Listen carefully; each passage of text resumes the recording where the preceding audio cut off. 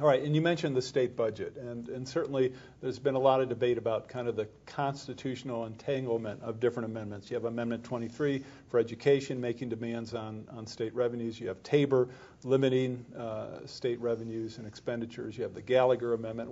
When you look at those challenges with the budget and the need to, the constitutional requirement where you always have to have a balanced budget, right. What's the Hickenlooper solution?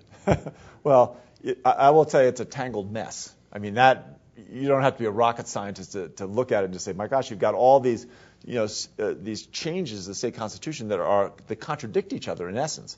And I don't have a simple answer. I do think that the public it has the capacity to make the right decisions.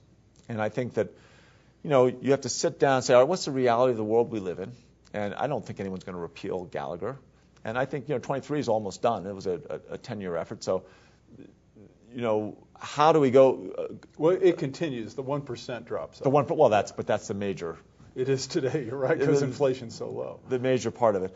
But you're right, exactly. It stays up with inflation. So it does limit the legislatures and the governor's ability to manipulate the budget. But as we go forward, those entanglements, I think, are less important than the public having a strong sense of what our priorities are. What does Colorado want to be? I mean, what do our citizens want us to focus on?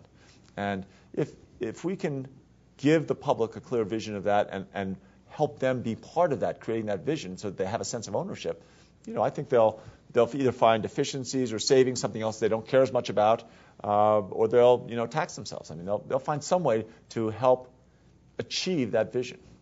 When you look at what the state can do and the limits of what the state can do, I mean, right in the last couple of years, the state has been in an extraordinary budget-cutting mode due to the decrease in revenues. You're as governor, you're going to face a similar challenge where next year's budget is going to be $1 billion or more lower. How do you deal with that issue with the public that expects services and that expects performance on your part? Well, Bromo seltzer is really a good.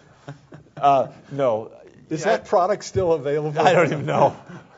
Actually, I sleep pretty well, so that I'm making. Don't take those jokes too seriously. I look at it. We've had 5 out of 7 years as we've done the city budget, right? And it's last year was the largest drop in revenues for the city of Denver since 1935, since the Great Depression. I mean, this is dollar percentage, right? By far.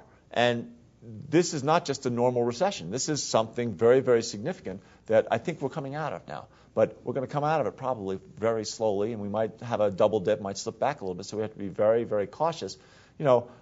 I think you address the budget just like you do any challenge, right? When we first tried to open the Wine Coop Brewing Company, we didn't have enough money, right? We renovated that space for $21 a square foot because we did everything we could ourselves. Our rent was $1 a square foot per year. Everyone said, you're crazy, you can't do it. Well, you just work harder.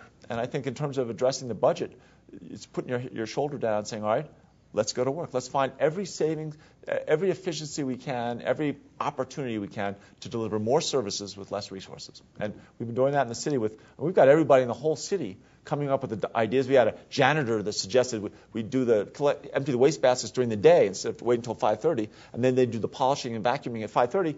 We're saving $230,000 a year on that, on his suggestion. Get everybody involved. They'll come up with good ideas.